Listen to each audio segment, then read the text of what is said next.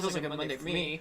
Went back to work and, kind of got back into rhythm, and it was a really, really awkward day for sure. It wasn't bad entirely, but it was just more awkward. Some events happened, and really stepped at.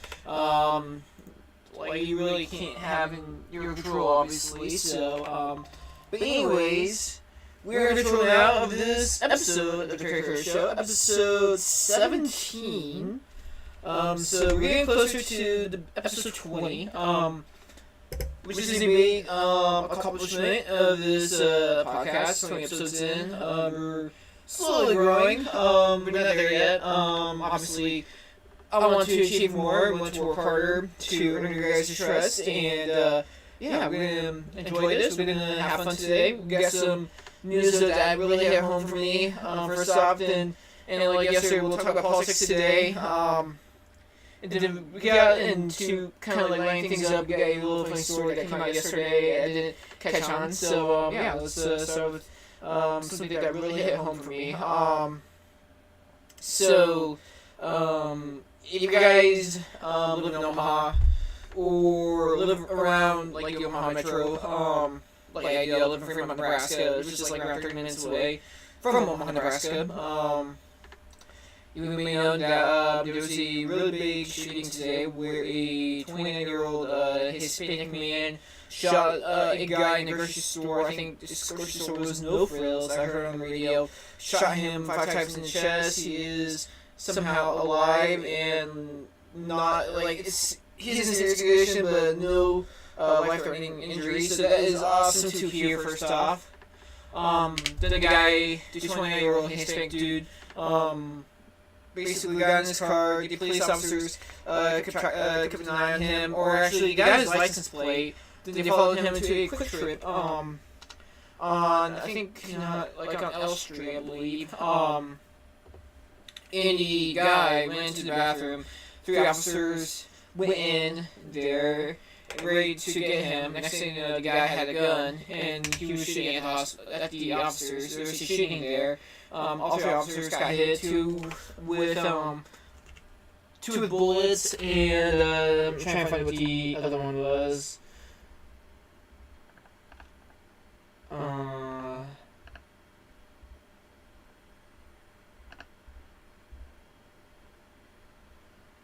Trying to see here because I want to make sure I get this correct here. Yeah, it doesn't say, but I think it was some type of it was some type of it's something, that's for sure. But yeah. Everyone's gearing up for the holidays. Shut up, Debbie. No, it's a really serious day in Omaha, that's for sure. My thoughts and prayers go with the victims for all 4 victims. The guy who got shot 5 times, and obviously the 3 officers for a speedy recovery. Obviously, we do not want that happen to anyone, to any demographic. It's just a sad day in Omaha. We are very fortunate that no lives were lost. Innocent lives were lost, obviously. So, I'm very grateful for that. Very thankful for that. With the person who did this mess, the person who shot the 4 people, or shot 3 people, injured 1 more. I really do hope they learn something from him and apply it to how we could stop this further on. We didn't know if he had any background of crimes or anything. It's just a sad day in Omaha. It is, and I'm really thankful no one got killed today. Besides this year. I pray for the families of everyone involved, including the shooter's family, because they didn't know this was coming. Hopefully, if they did, then they didn't stop him. But I really do pray for everyone. in this case, and hopefully, again, all the shooting victims get a speedy recovery, and get them looking forward to this holiday season. After all, it is 22 days until Christmas, so I mean, the biggest picture here right now is all 4 men are alive and well, so that's the most important thing right now. And hopefully they get to enjoy their Christmas with their families. Yeah, when I heard about this news, I was definitely in a car, and, people were saying, like, there was police cars. I mean, when an officer gets involved in a shooting where more than three officers get shot, obviously there's going to be a lot of officers on the way to the scene, and that same was the Quick Trip gas station in Omaha. And people were saying, like, there's a couple cars going down eastbound on I-80 and 275, and it was a lot. And, I'm a delivery driver. I drive into Omaha, so when I hear 275, usually I think about the highway from Fremont to Omaha. I didn't really know there was another 275 in Omaha, but, I thought about that, and hopefully I was like, hopefully I'm on the sound way. Hopefully it's far away from me where I could exit out and, and continue with my job. And, it's a scary situation, obviously, so, again, I'm really thankful that everyone's going to be okay, hopefully. I pray for them to have a speedy recovery, and their families as well, to help them heal and get them back to going, and hopefully we see those officers back in the blue vest and serving our towns again, our city again in Omaha. So again, thank you to every police officer thank you to every firefighters, nurses, doctors, everyone who helps people out. We are so thankful for you guys. If it wasn't for you guys, half of us won't be living without you guys today. But I'm very thankful for everyone. We need to support them. We can't say defund the police. We can't say basically anything bad about the police, because if we didn't have them, crimes would be rocketing out the roof. And crimes here in the United States are bad on its own right now, but imagine if we didn't have any police officers right now. It would be worse. It would be really worse. But it's something that we need to fix. Obviously, it's going to take a lot of time to fix, and I believe, as a conservative, and see what Donald Trump has done to Washington, D.C., I really believe that we are hitting the right footing and going in the right direction of getting America safe again. I really do believe that. And I'm really excited because, as a man, a 20-year-old man, who wants to build a family, have a wife, multiple kids, I really do believe I have a good vision on what I want for my family, and what I need from the government is a really safe place where I could let my kids ride bikes with their friends and enjoy our nights. I mean, I really do believe that we could get to that point again, and it's going to take some heartaches and it's going to take some time, but I do believe we could get back to that in the United States of America. I love this country so much. I wish there was a lot of people that love this country more than me and a lot of us. And God bless America, God bless the troops, and hopefully these four men get to heal up pretty fast and enjoy their time with their families, spend time with them a lot, and get back on the job and work hard. That's the only thing I want to say about this. When more info comes out, I'll be talking about it. Won't be tomorrow. I kind of want to steer away from that. But again, I'm really thankful for everyone who is not dead, and and for those who have died in shootings, and not only this shooting, but across multiple shootings this year. Charlie Kirk's probably the biggest one. The Texas ICE shooting down there. That's a big one too. I pray for them to be in heaven with our Lord and Savior Jesus Christ, and I really do pray that they're up there and watching down on us, and spreading word to keep America safe, and I really do believe that. So let's move on to different subjects today. Last night, it was Tuesday.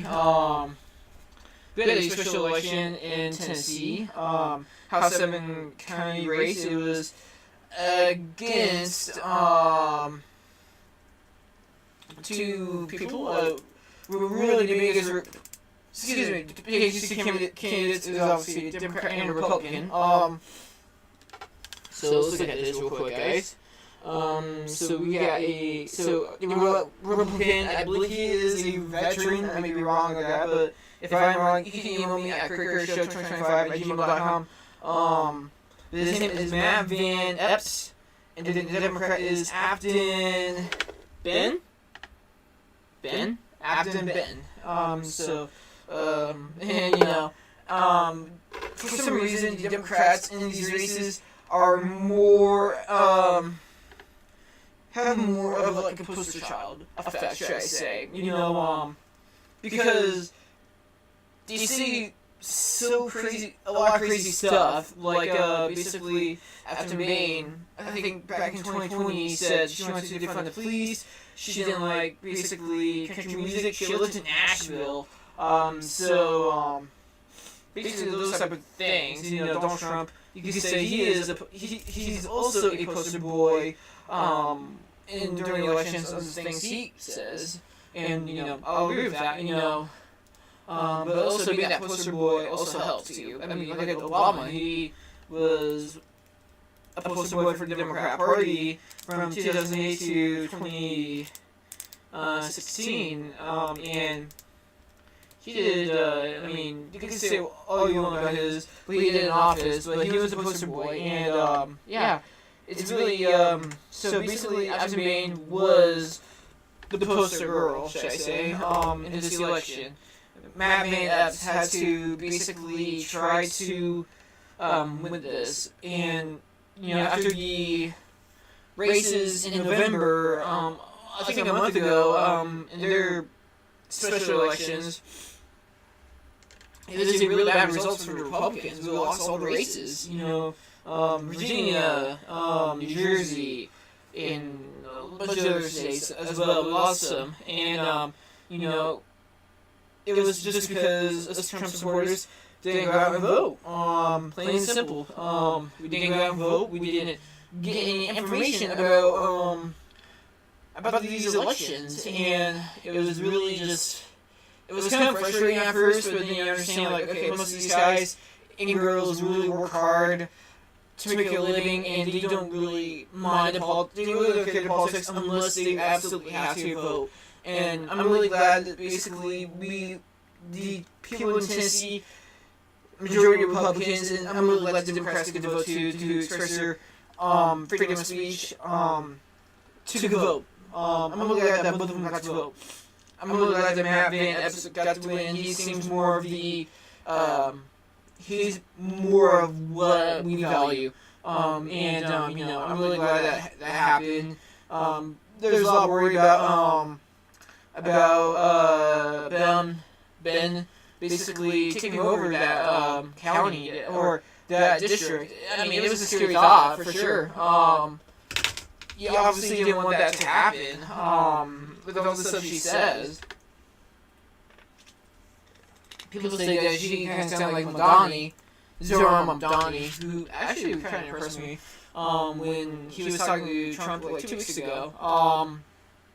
But anyways, I'm really happy that, that they got figured out, and, I'm really happy to have Matt Van Epps won this year, and she gets to run again. Hopefully not against the same person, but, by that, I think he should comfortably win this race. So, again, congratulations Matt Van Epps on a brilliant win against Ben then, and hopefully the people of Tennessee could elect you more and more times as time goes on. And I'm looking forward to seeing these election results in a year from now. Probably less than a year from now, probably 11 months.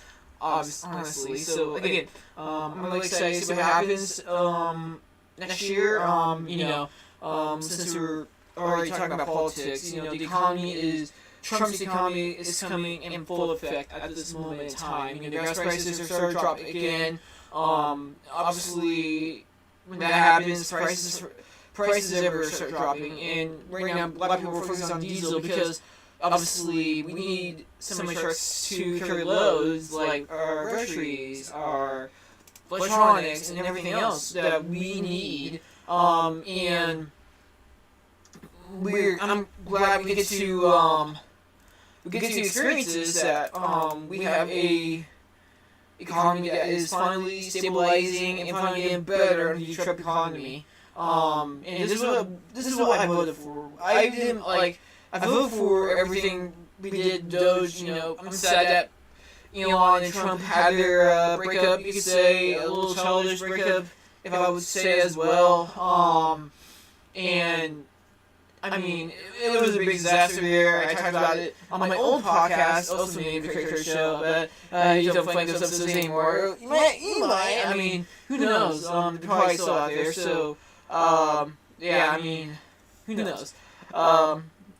So, it really sucks about that. It really sucks that we didn't get to touch the national debt, or I think we were a surplus in 1 month, so, I mean, we might have to try to dig those out a little bit more, but, I'm really proud of this administration, really proud of this team, on how we dealt with stuff. People were saying stuff about ICE, and, of course, the Washington, D.C. stuff. I mean, the Washington, D.C. crime crackdown was really good. I'm really happy about that.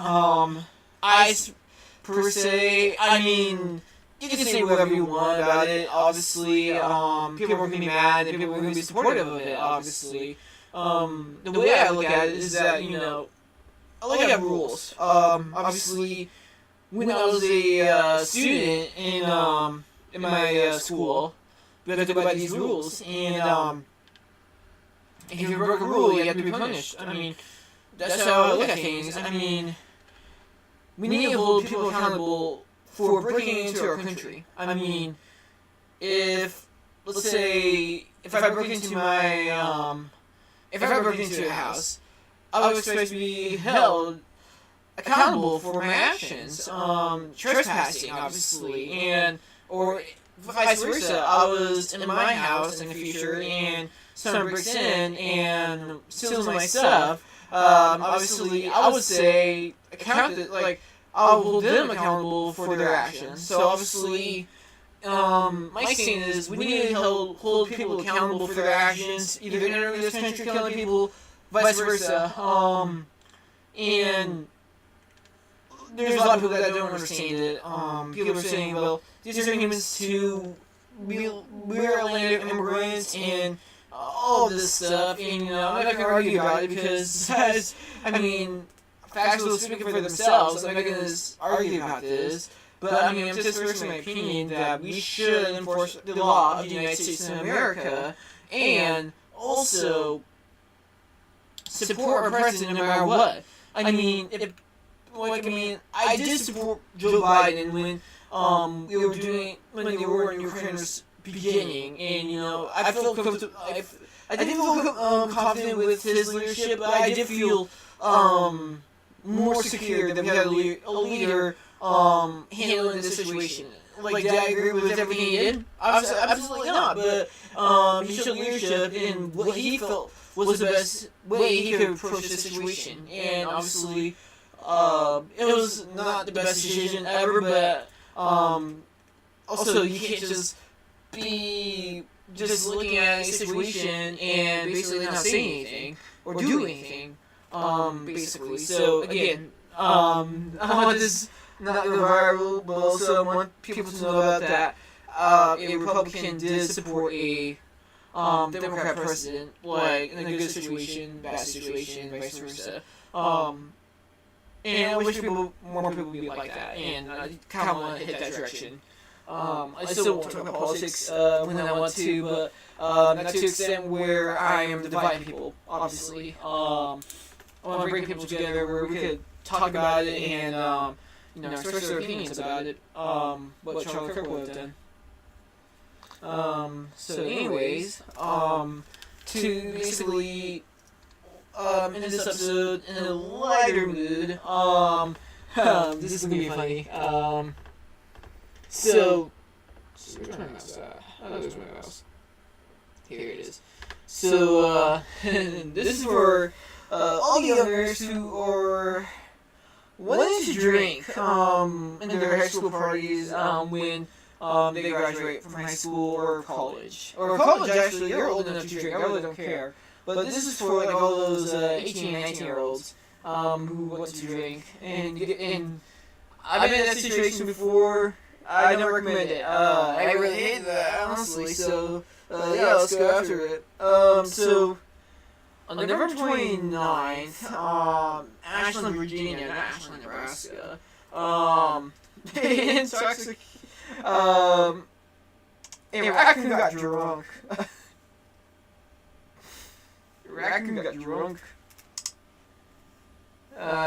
We knew that Rocket was, like in the Guardians of the Galaxy movies, was getting hammered sometimes, but we didn't expect